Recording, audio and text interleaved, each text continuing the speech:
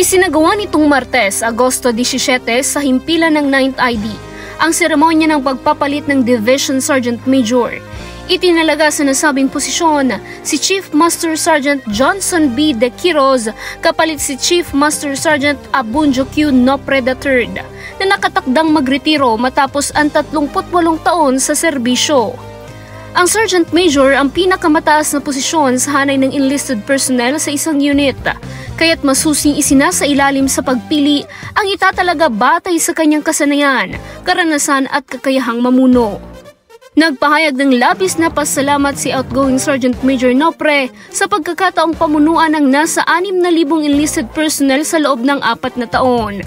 I hereby relinquish the duties and responsibilities of the office of the Division Sergeant Major, 9th Infantry Division, Philippine Army, effective this day. And I thank.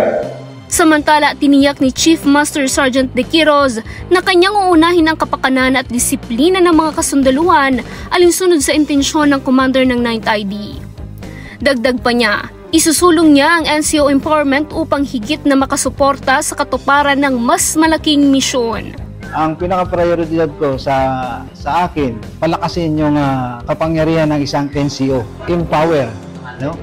Para mas lalong maintindihan kung ano talaga yung tinatawag na NCO empowerment. Kapayapaan para sa lahat. Eden Florarita, Spear News.